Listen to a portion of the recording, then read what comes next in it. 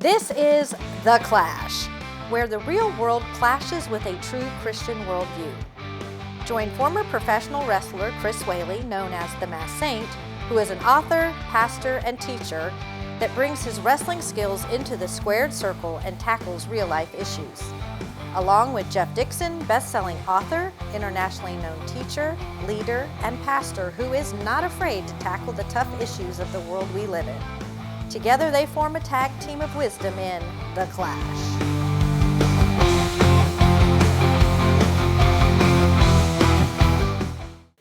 Hi, welcome to The Clash, where we take a Christian worldview and allow it to clash into the culture around us. It could be anything. It could be politics. It could be current events. It could be things happening in the church. It could be things that are just happening in the world that people are bothered by. But we're allowing it to clash and seeing how that Christian worldview can impact the way that we see the world and also how we live out our faith. I'm Jeff Dixon. I am one of the hosts of The Clash, but the real superstar of this event is none other than the saint himself, my partner in crime, Chris Whaley. He is way too kind, way too kind. But I love that introduction because I think it's going to kind of play into what we're going to talk about today. Is that right? I think it will. I think we're going to have fun today. And so here's what we want to challenge you to do before we get started. Take your politics and park them at the edge of the television set or the computer or your mobile device, whatever you're watching us on, for just a few minutes. Because today we're going to go off-roading a little bit. We're going to take a trip down to the Florida Everglades. And we're going to visit a little place called Alligator Alcatraz and talk about how our faith really does kind of collide and clash with some of the things that's going on there, and hopefully have a very proactive, profitable, healthy conversation about it. What do you think? Oh, I think we're going to do that, but it's still probably going to tick somebody off. Well, if it wasn't going to tick somebody off, we probably wouldn't do it. Let's do it anyway. Okay, we'll do it anyway. Okay. All right, don't go anywhere. We're going to try to sell you some junk here in just a second, but then we'll be back. Hi. Just wanted to ask you a question. This is an important question. Have you been to the Clash store yet? You don't even know that it is a Clash store? Where have you been? Follow the links that you see right now and visit the Clash store. You can get all sorts of Clash gear. You can get coffee mugs. You can get tumblers. You can get those fancy cups that keep things hot and keep things cold. We have all of that, but not just that. We have gear, we have hoodies, we have shirts, we have sports shirts, we have t-shirts. We have anything and everything that you need to let folks know that you are involved in the Clash. You're taking your Christian worldview and you're allowing it to clash into the culture around you. And so, support the show, support this ministry, take time to visit the Clash store today. Hey there, stop whatever you're doing right now. Get your phone out and go ahead and aim it right here at the screen at the QR code right in front of you. Because I know what you're thinking. You're thinking, hey, I'm having such a great time watching The Clash, but there's been some episodes that I've missed. Well, if you take a picture of that QR code and follow it to the website, you're going to discover all the episodes of The Clash that you might have missed on a channel called The Church at 434 in Motion. 434 in Motion has that and a lot of other resources, and we would love for you to catch back up on what you've missed. Every day there's brand new programming that comes out, and we want you to be a part of it. Now, hey, relax, it doesn't cost you a dime. It costs you a little bit of time, but it's well worth it because it's time well spent. Actually, it's almost like you're making money at it. So use the QR code, come find us, see the episodes of The Clash that you missed, and let's get back to the show. Hi, welcome back. Today we're talking about Alligator Alcatraz. You may have heard of it. It's been on the news. It's been national news. It's on the mind of a lot of people these days. And so we're going to kind of take you down the road a little bit. We're going to talk about that from a Christian perspective. Chris, I just got back from Alligator Alcatraz.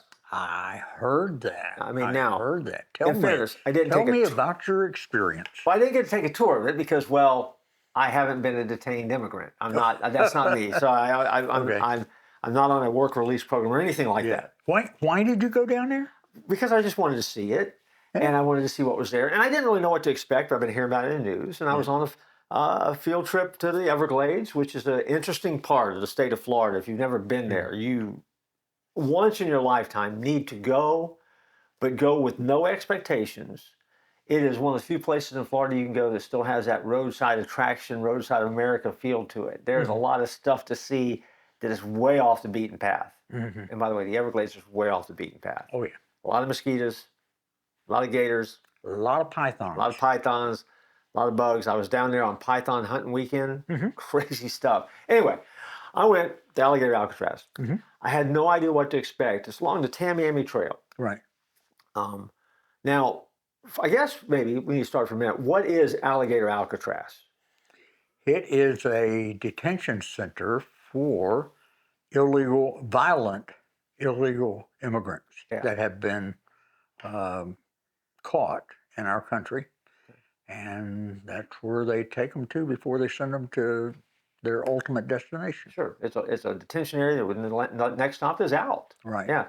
Former military base? Yeah, former military base. Governor DeSantis had really repurposed it. It was just, it was, I don't want to say abandoned. I mean, it still had, some of the infrastructure there, but it wasn't being used anymore. Right. And so he repurposed it because we needed the prison space. We needed a detention center. And so out of this kind of political climate where we are trying to round up and deport illegal aliens, right. It emerges. And of course, it emerges. They branded it and named it officially Alligator Alcatraz. I had no idea what to expect. I really wasn't sure you could find it. But if you kind of do the Google work and do a little bit of asking around, it was pretty easy to find. Matter of fact, any business down that way, anybody you could find, you could ask where it was, and they could tell you exactly where it was. As we pulled up to it, there was this massive line of cars on both sides of the road. I mean, just massive, in the middle of nowhere. And as I drove up on it, I thought to myself, this can't be it. But sure enough, it was it. Because when you drive past the entrance, there is a state-created road sign that says Alligator Alcatraz. That's the official name of the place now. Right. And so, I got to the end of that car line, and so you think about that. That's a mile of cars. Right. Why were they there? Well, because there's a lot going on. It was TV crews. There were protesters by the gates. There were people carrying signs. There were people selling T-shirts out of the back of their cars. It was my kind of environment. It was a carnival. And so I couldn't get out of the truck fast enough to go and kind of see what was going on and kind of wade into what was happening. And just watching, I also didn't know, and again, this is just my own ignorance, and I'm admitting that. I didn't realize it was the day that the Democratic Congressional Caucus was going to be down there visiting. Oh, wow. And so not only is it just a media circus with people, onlookers and protesters and stuff like that, I mean, you got politicians coming in and out of there. And so to understand Alligator Alcatraz, you're on the Tamiami Trail, which is a 2-lane road that just cuts through the Everglades. I mean, there's nothing on that road. But the entrance to this place is now just jam-packed with people. And to get into Alligator Alcatraz, you basically have to go through an armed gate down a long, double-lane road that basically deposits you into Alligator Alcatraz, which is the Air Force or the military base. So what you've heard about it is true. If you escape from it, there's one road in and out. That's the only way you're going to be able to navigate it. And if you go out any other way, you are in the swamp. You are surrounded by pythons and gators and crocs and all the stuff Cottonmouth that you would associate with a swamp. I mean, so it really is, in some ways, what it has been billed as. But I mean, let's be real honest with you. I mean, that's the Everglades. Okay. And again, so there's access, there's a road in and out. You don't just they're not airdropping people in or anything like that. But as I was there was all the protesters there, and there was a protester that particularly caught my attention. She was carrying a sign that says, "Jesus is weeping, this is wrong." Now, again, I always got this curious factor going on, right? I've always got this idea in my head that, everybody wants to Wait a minute. talk. I figured this out. You confronted that woman, I'll bet you. I didn't confront a strong word. I just went to talk to her because she has a sign. If she got a sign, that to me, that's an open invitation, right? Yeah. If I'm going to be a person that's going to put my views on a sign and carry that sign around in a protest, You're going to have an answer. you got to have an answer. And I think anybody has the right to ask you about it. Right. I think that's part of the game, right? Absolutely. I mean, you know what? And you know what? And it's great there are protesters there because this is America, right? You can Absolutely. protest whatever you want. And so her sign says, Jesus is weeping, this is wrong. And I just walked over to her and I said, hey, I read your sign. I want to know, why is Jesus weeping? And she just kind of gave me this look like, you're an idiot. Why are you talking to me? And so I explained. I said, I am a follower of Jesus Christ. He's my Savior. You put his name on a sign, and you said he's weeping. And so I want to know why he's weeping. Why he's weeping? That's a fair question, right? Then her husband walked over. He was mad. I mean, he acted like he had an attitude. And I'm like, I was like, there's no attitude here. This is a simple question. You put it on a sign. Why is Jesus weeping? And it compelled me to start thinking about, is Jesus weeping, and what does Jesus think about Alligator Alcatraz? Mm-hmm. It's a good question. Is he for it? Is he against it? Right. You know, and then for us, for our Clash audience, you know, if we're followers of Jesus Christ, are we in favor of a place like Alligator Alcatraz, or should we be concerned about it? And then maybe the bigger question: could that woman who couldn't defend her sign possibly be right? Is Jesus weeping over this? I don't think. I just had questions. I just had tons of questions. And I'm there in the middle of the Everglades getting bit by mosquitoes, buying my Alligator Alcatraz t-shirt out of the back of that guy's car. He was great. And he sold me a shirt, so I have a shirt. We're not selling it in the Clash store, by the way. But and so, is Jesus weeping over this? I don't think so. Yeah, I don't think so. Okay, well, why not? Well, you know, they had prisons in Bible times for people who did wrong things. Broke the law, right? Right, broke the law. Right. You go to prison. Right. So we have a prison in South Florida called Alligator Alcatraz that is specifically for violent, illegal immigrants. Okay. I mean, those are people who have come into our country, which was breaking the law. And I mean, they have rapists, they have murderers, they have child abusers. They have the worst of the worst in that facility known as Alligator Alcatraz. So how could anybody get upset? And these stinking politicians, Jeff, that go down there and complain about it, they don't complain about they don't come to the victims' aid, the people who have been victimized by these animals. They don't say anything about that, but they'll go all out and say these poor people are being mistreated when they got air conditioning. And it is air conditioned, by the way. Yeah. They got 3 meals a day. They've got shower facilities, bathroom facilities. They've even got recreation facilities there. So what's the big deal? Well, let me play devil's advocate for a little bit, because I heard the politicians that were there and they were talking about it. And so the question was, well, we're keeping people in cages. How would you respond back to that? You know, they said the same thing on the southern border when Trump came in, and they showed pictures. But the interesting thing was, when it came out, those pictures that they showed were not during the Trump administration. They were during the Obama administration. So I don't think that they're cages. They are facilities to hold people who've done bad things. Yeah. Well, you know, it begs the question. I mean, because again, part of the problem with as we kind of navigate this is, you know, is you have the political side of it, but then you have the spiritual side of it. And so one of the things that you've got to deal with is the fact, okay, well, if someone says they're holding them in cages, right? Okay, so you can call it a cage, you can call it a cell, you can call it whatever you want, but they have to be held somewhere. Right. So what are you going to hold them in? You know, you're not going to hold them in a luxury hotel. You're not going to hold them in the back of a car. You're going to have to hold them somewhere by nature because they're being detained. Right. So then your other alternative is, well, they shouldn't be detained at all. But if they are to be detained, where are you going to put them? Right. So you've got to get to a point where you have that conversation first. And if the conclusion is they shouldn't be detained, then that sends you skirting down a conversation that ends up way over here somewhere. Right. But most people believe with a little bit of sanity, that if you've done something wrong, there does need to be a place to detain you. Right. So at that point, what are you detained in? Mm-hmm. You can call it what you want. Yeah. You call it a cage, but cell. it's a holding facility. It is. Does it have wire? Yeah, Sure does. absolutely. It's got chain link fencing on the inside. It does. That cannot be broken by their hands. So, but it's air conditioned. It's indoors. Right. So these cages, if you will, are created indoors where multiple people are there.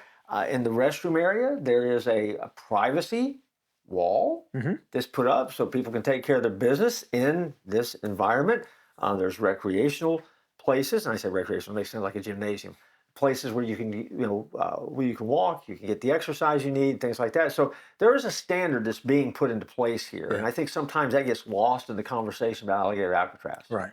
But we need to kind of dig into this a little bit more. But before we do, we need to take a break. Okay. So we'll let you guys escape Alligator Alcatraz for just a minute. We'll be back in just a couple minutes. Hey, I'm Chris Whaley.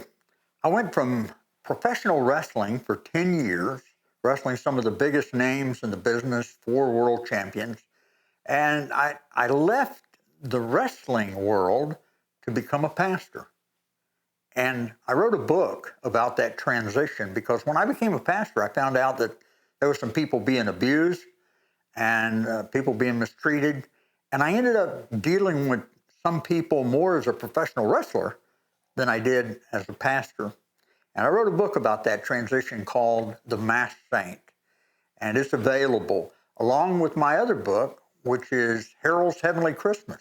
If you like Christmas stories, you're going to love this one. And one day it's going to be a movie. And then my last book is Mr. President. Has 2 lives, a comedian and the world heavyweight wrestling champion. And it is a great read. Jeff, do you remember the first Bible verse you memorized? I do. I have sometimes trouble remembering the address of it, but it's John 11:35. Jesus wept. Now, when I was a kid, they were having a contest, and the goal was go home this week and come back and memorize a Bible verse. I'm a practical kid, right? I'm like, okay, what's the shortest verse I can find in the Bible? And sure enough, 2 words, Jesus wept. Fantastic, I'm on it. And so that was the first verse I ever memorized. And other people memorized John 3:16. I mean, and they were doing great stuff. But me, I just kept it simple. But I found out over time, though, that in those 2 words, I have discovered so much about Jesus and the way that he connects to us, the way he feels about us, the way he feels our pain, meets us at our point of need, his compassion and caring. It's really all wrapped up in those 2 words. And so for me, although it's silly, it's also the first verse I ever remember as a kid. Hey, welcome back to The Clash. We're talking about Alligator Alcatraz, but there's some other things that kind of need mentioning in this, Jeff. Let's talk about, freedom, responsibility, and, punishment. I mean, is it unbiblical to punish someone for their actions? No, I don't think it's unbiblical at all. I think that sometimes that gets lost in this conversation. Because you're a follower, you expect that people will, and I think the Bible lays out very clearly that we are to adhere to the laws of the land.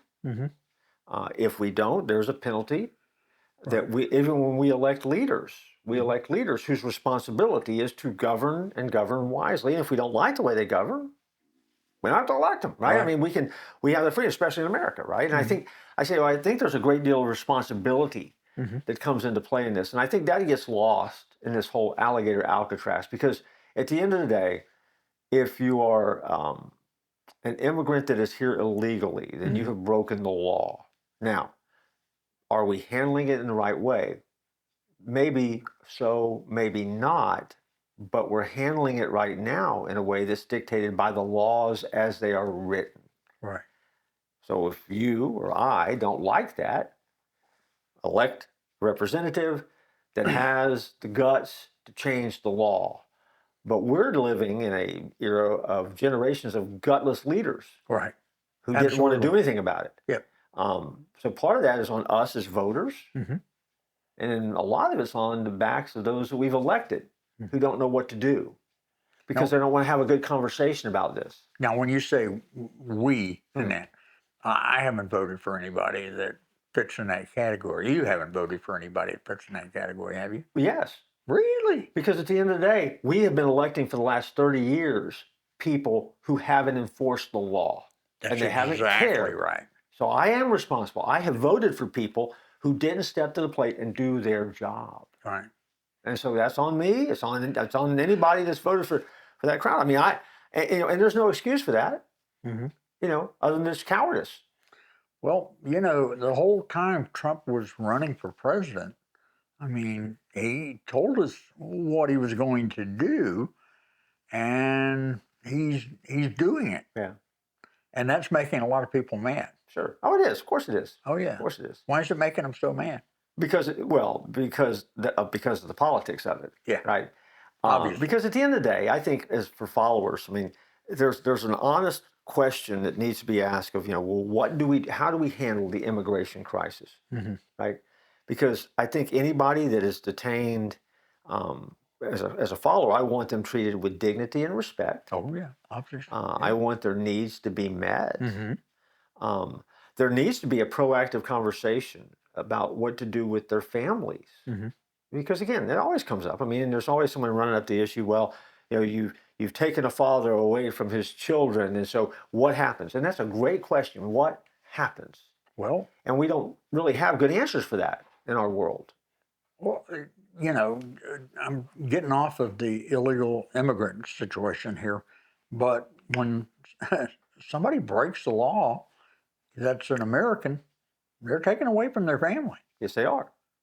I mean, they gave up that right when they broke the law, and they have to go for their punishment. Family doesn't go with them. No. So I don't know why they get all upset when it's an illegal immigrant and he's taken away from his family. And I think for followers, it begs the question that we need to have some honest, open conversations is, what is the best way then to care for those families? Yeah. Right? Mm-hmm. We don't ever have those conversations. Followers don't have that conversation. Mm-hmm. Politicians don't have that conversation. People just want to protest. See, and that's all also on us as followers because we haven't pushed the envelope to have honest, strong conversations because there's a right way and a wrong way to do it. Mm-hmm. And there's a way to honor Jesus as we do it. And there's a way to dishonor Jesus as we do it. Mm-hmm. And I think that sometimes because we've just gone to our political corners, we don't engage the conversation with either side. We're afraid to do it. The other thing about it is too, are we using the right criteria for the people that we're detaining? Mm-hmm. Okay. We need to make sure, and that needs to be an honest, fair conversation. Well, let me ask you, Mm-hmm. Jeff, what is your true, Jeff is a believer in the Lord Jesus Christ, and so am I. So what is your perspective on Alligator Alcatraz? I think it's needed. I think we needed to do it. I think it is a political. It's a needed structure that was put into place that has become a political stunt. There we go. Let me tell you why. Because I am a fan of it. I went down there to be entertained by it. I certainly was. And I saw it. I had the pictures, and I saw the sign. But then later in the day, I was in Everglades City, 30 miles away from Alligator Alcatraz. Mm-hmm.